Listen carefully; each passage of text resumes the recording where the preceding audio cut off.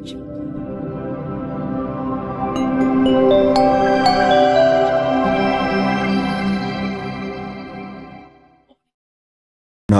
tassa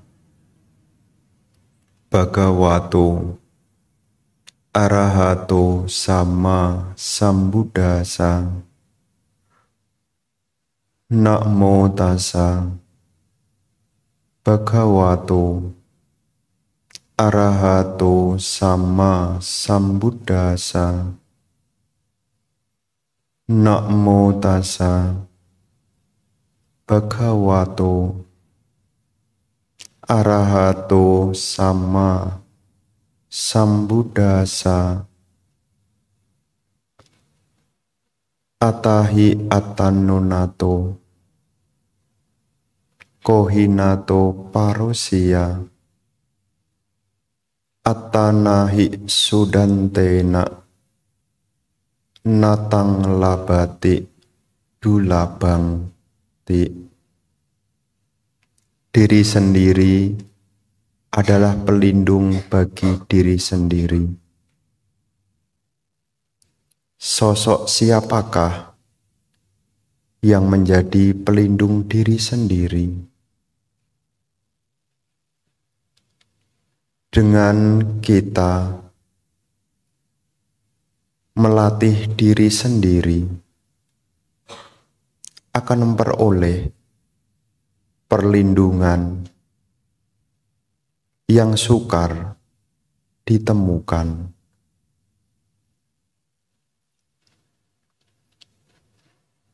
Para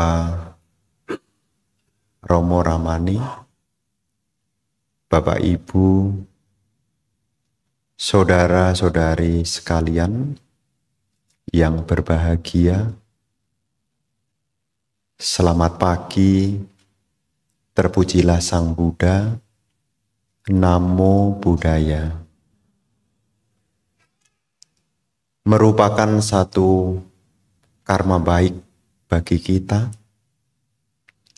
Di hari ini kita bisa menyisihkan sebagian waktu yang kita miliki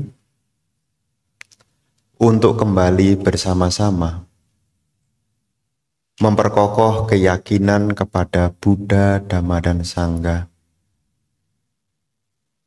memperbarui sila, dan sebisa mungkin untuk kembali mengingat Dhamma ajaran Sang Buddha. Para bapak dan ibu, saudara-saudari sekalian, di dalam syair Dhammapada 160, bagian dari Atthawaga, warga tentang diri. Di situ Guru Agung Buddha memberi satu nasihat yang baik bagi kita, yang diawali dengan kalimat Atahi atanonato. Atahi atanonato adalah diri sendiri adalah pelindung bagi diri sendiri. Kohinato parosia. Sosok siapakah yang bisa melindungi diri sendiri? Attanahi sudantena. Dengan ini seseorang berlatih dengan baik. Natang labati dulabang. Ia akan memperoleh perlindungan yang amat sukar ditemukan. Di dalam syair ini, ibu bapak, saudara-saudari sekalian, kita diingatkan kembali tentang diri sendiri adalah pelindung bagi diri sendiri. Ini mesti kita ingat supaya kita tidak mengalami kebingungan di saat kita menemukan hal-hal yang kurang berkenan, kita akan senantiasa untuk melatih diri sendiri. Jadi ketika ada hal-hal yang kurang berkenan, kita diingatkan untuk melatih diri sendiri. Apa contoh hal-hal yang kurang berkenan? Dalam hidup ini, Ibu Bapak, kita mengalami yang disebut dengan atta loka dhamma. Loka itu artinya dunia. Dunia itu berputar. Namanya dunia itu berputar. Dalam atta loka dhamma itu ada kondisi yang berputar dalam kehidupan kita. Kondisi ini meliputi untung dan rugi. Jadi ada berputar. Ada untung, ada rugi bakal untung. Setelah untung akan rugi, habis rugi juga bisa untung. Ini kondisi dunia. Untung rugi. Dipuji dicela. Habis dipuji akan dicela. Setelah dicela, dipuji lagi. Habis dipuji, dicela lagi. Namanya loka. Loka itu dunia. Ciri dunia itu berputar.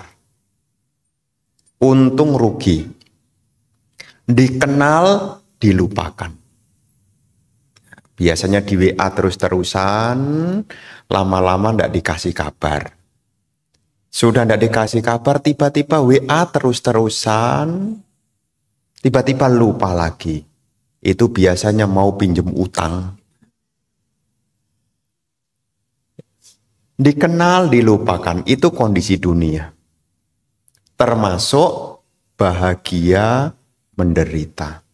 Nah, ketika kita berurusan dengan kondisi dunia, dalam hal ini, ketika dengan hal yang kurang berkenan, khususnya bagian yang kurang enak, kayak rugi,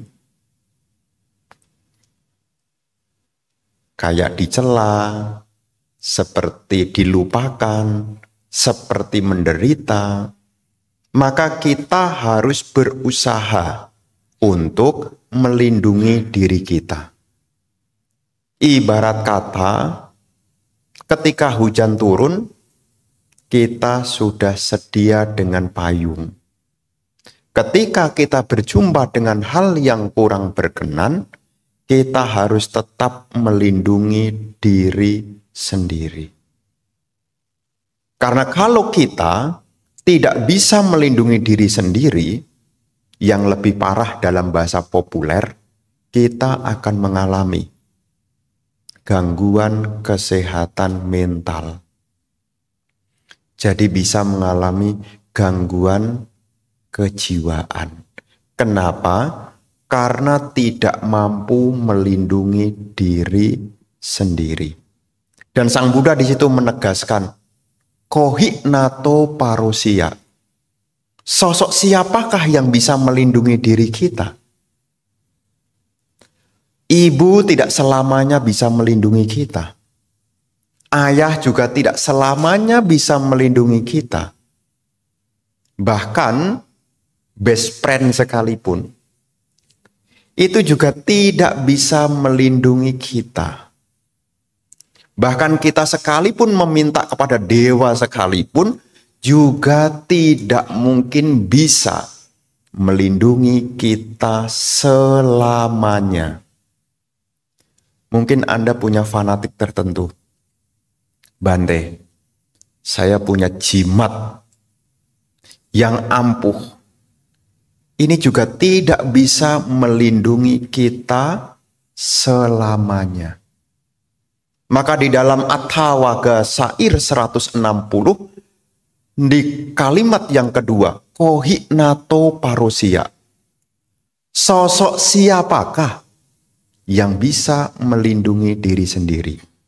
Ini pertanyaan, kohi nato parosia.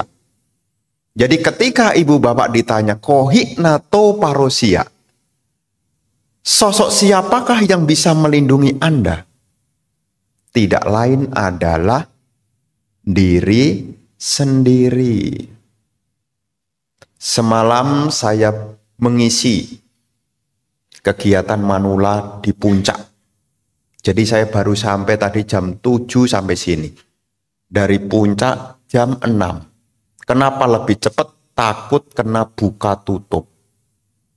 Karena kalau sudah jam 8, cuma bisa naik, tidak bisa turun. Dalam pertemuan malam itu, saya bercerita tentang tantangan usia tua. Ketika kita mengalami usia tua, banyak tantangan yang kita hadapi. Salah satunya kesehatan menurun, kehilangan orang-orang yang dicinta, aktivitas terbatas, dan merasa kesepian. Ini tantangannya jadi orang tua. Kenapa saya cerita begini? Supaya orang-orang tua tidak usah curhat. Karena tantangannya usia tua, kesehatan menurun. Akan kehilangan orang-orang yang tercinta. Aktivitas terbatas. Dan merasa kesepian. Tapi ini tidak akan menjadi sebuah persoalan ketika diri sendiri melindungi dirinya sendiri. Atahi attanonato. Kemudian di syair yang ketiga, Sang Buddha menyampaikan, atahi attanahi sudantena. Dengan berlatih dengan baik. Namanya suda. Suda itu kalau bahasa Pali itu artinya bersih. Bersih itu artinya ya berlatih dengan baik. Ya. Attanahi sudantena. Attanahi sudantena. Dengan diri sendiri berlatih dengan baik. Artinya dengan diri sendiri menyingkirkan hal-hal yang tidak berguna. Yang keempat, natang labati dulabang. Natang labati dulabang. Seseorang akan menemukan tempat perlindungan yang sejati. Sebetulnya kata natang labati dulabang ini mengacu kepada nibbana. Labati itu keuntungan. Dulabang itu artinya sukar ditemukan. Keuntungan yang sukar ditemukan adalah nibbana. Sesuatu yang sukar untuk ditemukan ini bisa diperoleh kalau attanahi sudantena. Seseorang berlatih dengan baik. Jadi ibu bapak, ketika kita menghadapi usia tua, ketika kita menghadapi persoalan-persoalan yang kurang berkenan, maka kita harus berlatih dengan baik. Berlatih apa? Banyak macam.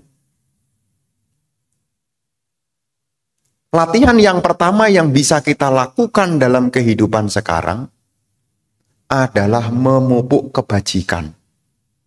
Ini yang bisa kita upayakan. Namanya membuat kebajikan. Karena kebajikan itu yang akan melindungi juga. Karena tidak ada yang bisa melindungi seseorang selain memiliki dukungan kebajikan. Makanya setiap kita mendengarkan dhamma, kita diingatkan lagi untuk berbuat baik. Ini bagian apa berbuat baik, Bante? Atahi attanonato. Jadi kalau Anda berbuat baik, maka sesungguhnya Anda melindungi diri Anda sendiri. Ibu tidak selamanya bisa memberi kepada kita. Ayah juga tidak mungkin selamanya membantu kita. Bahkan untuk kehidupan sekarang dan yang akan datang, ini tidak lepas dari dukungan kebajikan. Makanya kalau Anda berbuat baik, Berbuat baik itu sesungguhnya adalah untuk melindungi diri sendiri. Karena tidak ada siapa yang bisa melindungi kita. Karena tidak ada yang bisa selamanya membantu kita. Hanya diri kita sendiri. Apa yang harus kita lakukan? Yang pertama adalah berbuat baik. Maka ketika kita mungkin mengalami penambahan usia, kita harus berbuat baik, berbuat baik, berbuat baik. Karena dengan kita berbuat baik, maka kita akan melindungi diri kita sendiri. Seperti contohnya apa? Berbuat baik. Contohnya praktek kemurahan hati.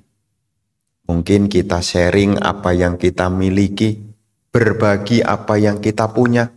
Apakah kepada ibu, ayah, saudara, kepada tetangga. Dengan kita melakukan hal demikian, ini sudah melakukan kebajikan. Kategori apa? Berdana. Maka kemarin saya bercerita, kalau kita melakukan kebajikan, pahala dari praktek kebajikan itu adalah untuk yang akan datang. Lahir kembali tanpa kekurangan. Jadi yang bisa melindungi kita, nanti lahir kembali tidak kekurangan, sekarang juga tidak banyak kekurangan, kalau kita punya praktek berupa kebajikan.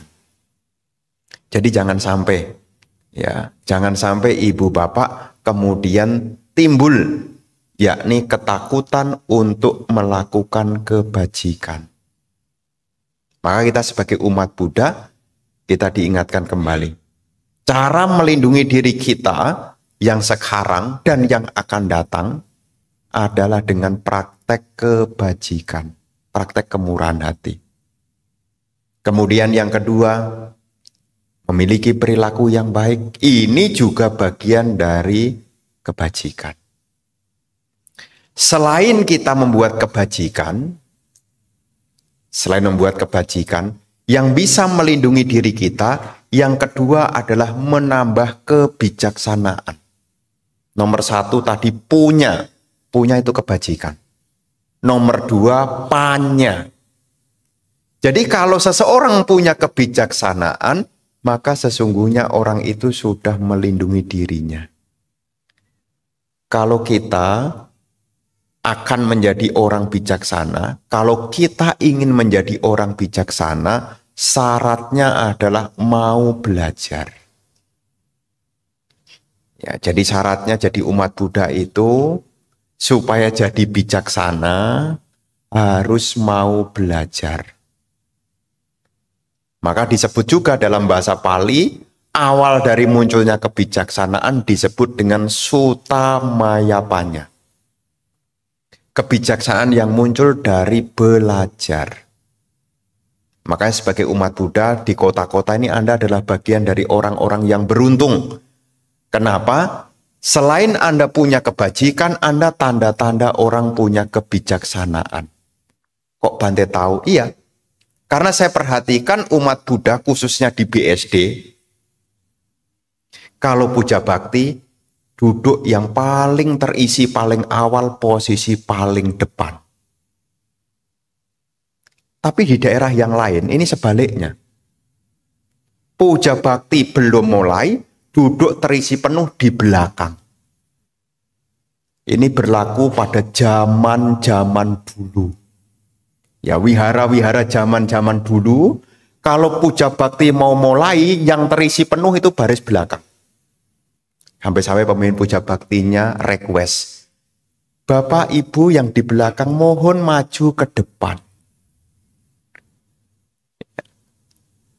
Kalau di kota-kota besar saya perhatikan yang terisi lebih dulu adalah yang depan. Ini ciri orang bijaksana itu duduknya baris paling depan. Nah kalau yang di belakang Bante, minggu depan harus pindah ke depan. Loh kok bisa begitu Bante? Iya. Mungkin sebagian dari Anda ini kan guru ya, atau wali kelas ya. Tahu enggak? Penyebaran peringkat kelas murid-murid di kelas, murid yang pinter, peringkat 1 sampai nomor 5, diduduki di bangku barisan terdepan. Kalau muridnya itu ada 50, yang peringkat dari 45 sampai 50 duduknya pasti di belakang. Bante, ini nyindir saya bener. Ya, kita kan pernah sekolah tuh. Makanya orang tua-tua dulu itu selalu berpesan sama anaknya, nanti kalau kenaikan kelas, cepat-cepat masuk supaya bisa duduk paling depan. Kenapa? Supaya ilmu itu diturunkan, turunan pertama itu nomor depan. Makanya kalau ilmunya itu 100, yang terima gelondongan pertama 100 ya baris depan. Nanti udah set, apalagi kalau 100 baris, ya terakhir cuma dapat 1 poin. Ya. Jadi untuk menumbuhkan kebijaksanaan ini pelindung diri kita sendiri. Karena salah satu yang bisa melindungi diri seseorang, kalau seseorang itu selain dia punya kebajikan, orang itu juga punya kebijaksanaan. Syarat untuk memunculkan kebijaksanaan, seseorang harus mau belajar. Makanya ada sebutan upasaka dan upasika. Ya, kita tahu upasaka dan upasika. Upasaka dan upasika, orang taunya itu adalah perumah tangga laki-laki yang berlindung kepada Buddha, namanya upasaka. Perumah tangga wanita yang berlindung kepada Buddha, namanya upasika. Tapi di balik kata upasaka dan upasika, itu berasal dari 2 kata. Upa plus sati. Upa itu artinya mendekat. Jadi upa itu artinya mendekat. Sati itu artinya duduk. Jadi upasaka dan upasika itu adalah sebutan orang yang duduknya dekat. Kenapa duduknya mesti dekat? Supaya ilmunya turun terlebih dahulu. Jadi ibu bapak saudara-saudari sekalian, kenapa upasaka upasika ini adalah bagian dari kebijaksanaan? Karena dia duduknya dekat. Pembabaran dhamma itu bisa dimengerti, belajar juga bisa dipahami kalau orang itu duduknya dekat. Tapi Anda tidak usah khawatir. Meskipun Anda di belakang, Anda tetap dekat dengan speaker.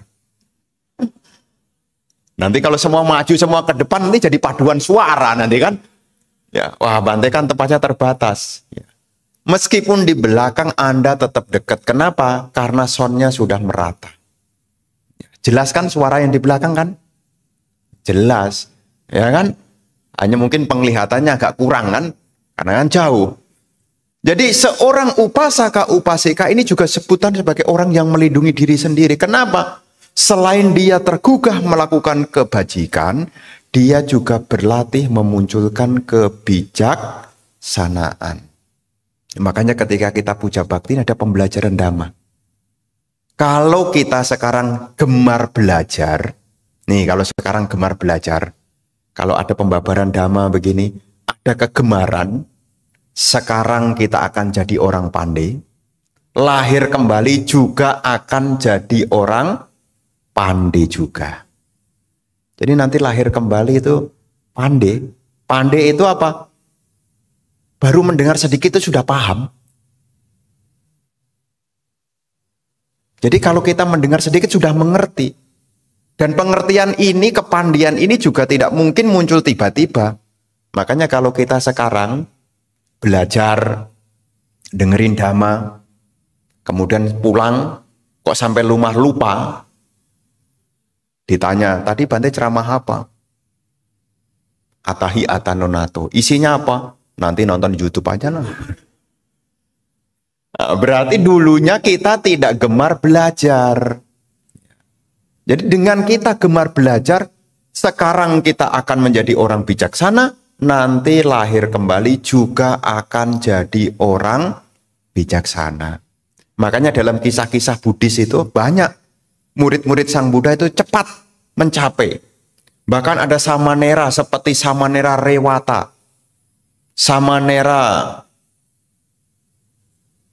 Sopaka, mengerti Dhamma dengan cepat. Usia 7 tahun sudah menjadi arahat. Ya. Cepat sekali. Kenapa? Di kehidupan sebelumnya sudah banyak belajar. Makanya kita ada momen begini, puja bakti begini, meskipun tidak tertarik, telinganya dipijetin. Supaya tidak ngantuk. Ya, makanya kalau Bante saya ini ceramahnya apa ini? Dipijetin telinganya. Supaya apa? Dengan kita memijat telinga, ini menstimulus agar fokusnya pada suara. Ya, jangan memetet HP. Waktu pembabaran Dhamma yang dilihat HP, pendengarannya berlalu, tidak dapat ilmunya. Makanya ketika kita duduk di belakang, ini Bantenya ceramah apa ya? Kok saya tidak paham? Kayaknya tingkat tinggi dah. Bukan tingkat tinggi, ya karena mungkin pendengarannya yang atahi atanonato. Cara melindungi diri kita, yang kedua adalah menambah kita punya kebijaksanaan. Ya, menambah kebijaksanaan. Dengan apa? Belajar. Dan yang ketiga, selain kita punya kebajikan, punya kebijaksanaan, yang ketiga yang bisa melindungi kita, yang ketiga adalah ketenangan. Ketenangan. Ketenangan itu juga menjadi pelindung juga. Bahkan ketenangan itu menjadi penghubung dari kehidupan sekarang menuju kehidupan yang akan datang, dari tempat yang baik menuju alam yang lebih baik. Ini butuh ketenangan. Kapan hari saya ditanya salah satu umat di Jakarta, gimana ya Bante untuk bekal yang akan datang? Ya 3 ini.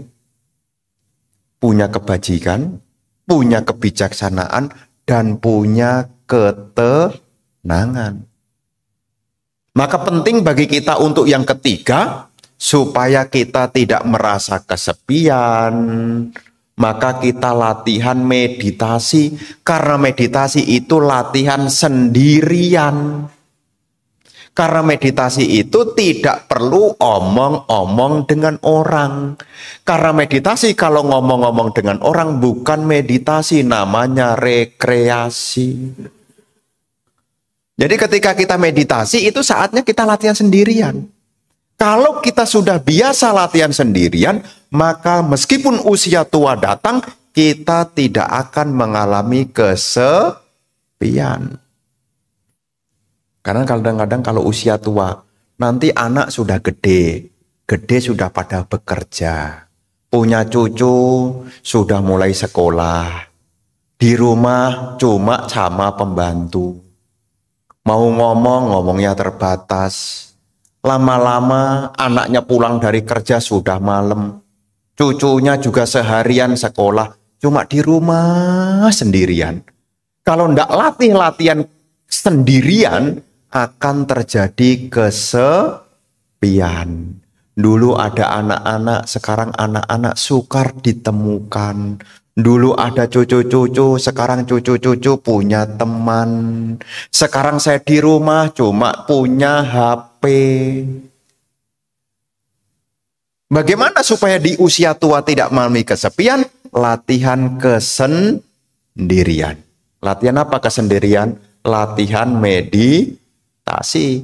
Justru kalau sepi makin bagus tuh. Oh iya, meditasi kan begitu. Makin sepi makin bagus. Napas masuk, napas keluar, makin bagus tuh. Jadi tuanya, ibaratnya sekarang itu kalau HP itu Mac itu maksimum. Ya. Jadi ketenangannya bisa maksimum. Kenapa? Anak-anak enggak di rumah, cucu-cucu di sekolah, tinggal di rumah sendirian. Jadi rumah serasa kayak wihara. Jadi rumahnya sudah serasa kayak di wihara. Tidak merasa kesepian. Yang ada adalah ketenangan. Maka ini juga melindungi diri kita. Jadi kita menjadi orang yang beruntung dalam hidup ini kalau kita punya kesempatan untuk berlatih.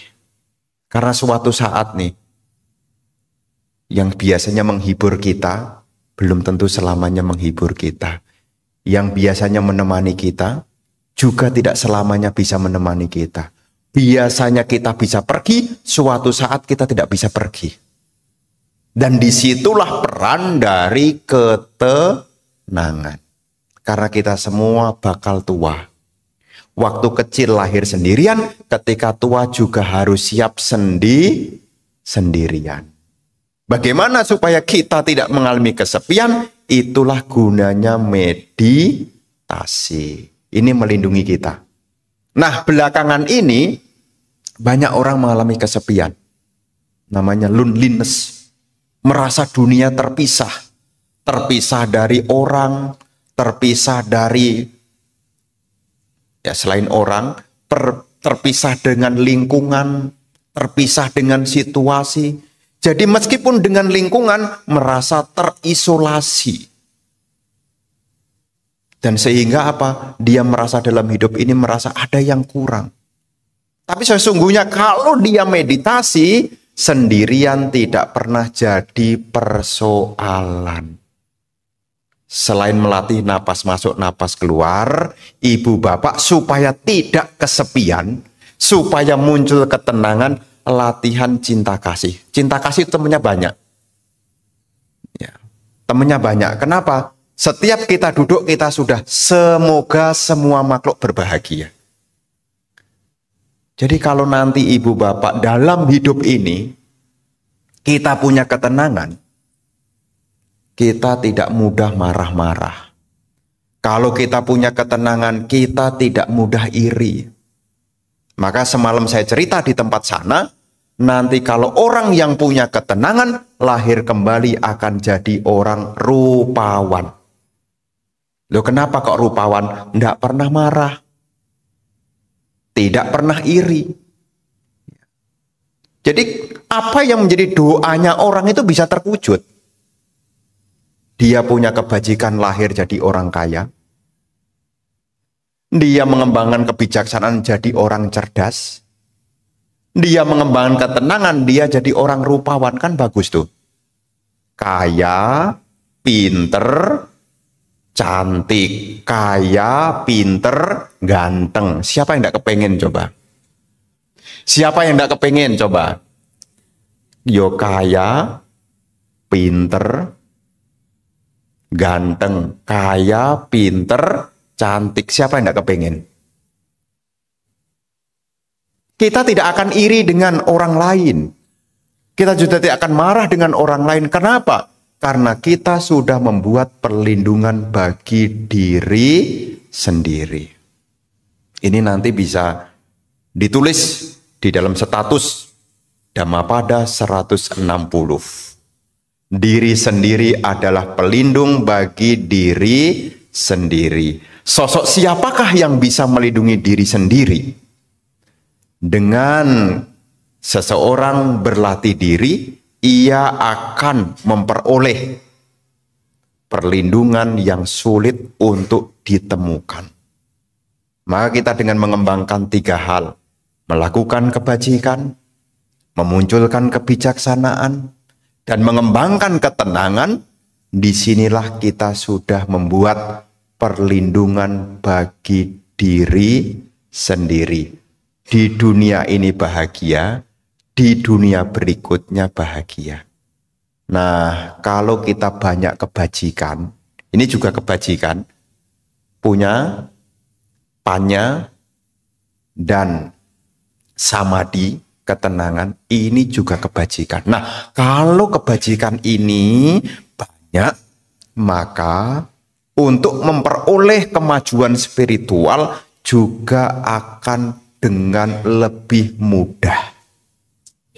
Tidak banyak kesulitan. Makanya kita diingatkan untuk terus berbuat baik, terus berbuat baik, terus belajar, terus belajar, terus belajar. Latihan ketenangan. Ya, semalam saya cerita di tempat yang di sana. Waktu Anapanasati semua tenang pesertanya. Karena masih sore habis makan. Nah, jadi ceritanya jam 6 habis sore meditasi. Tenang. Mendekati jam 20 sesi meta bawana. Berubah menjadi batuk-batuk. Padahal ibu bapak, saya cerita di sana, ya, bahwasanya ketenangan ini sangat berguna. Ketenangan ini sangat berguna. Maka apa yang Bante sampaikan di kesempatan siang hari ini menjadi pengingat bahwasanya diri sendiri adalah pelindung bagi diri sendiri. Di dalam kita melakukan puja bakti, sesungguhnya 3 hal ini juga kita pupuk. Kebajikan kita upayakan, kebijaksanaan juga kita munculkan, ketenangan juga kita kembangkan. Jadi kalau seandainya saking sibuknya tidak punya waktu, satu berkah tersendiri, hari Minggu bisa mengisinya. Inilah yang kiranya Bante sampaikan di hari ini. Semoga hal baik selalu menyertai kita.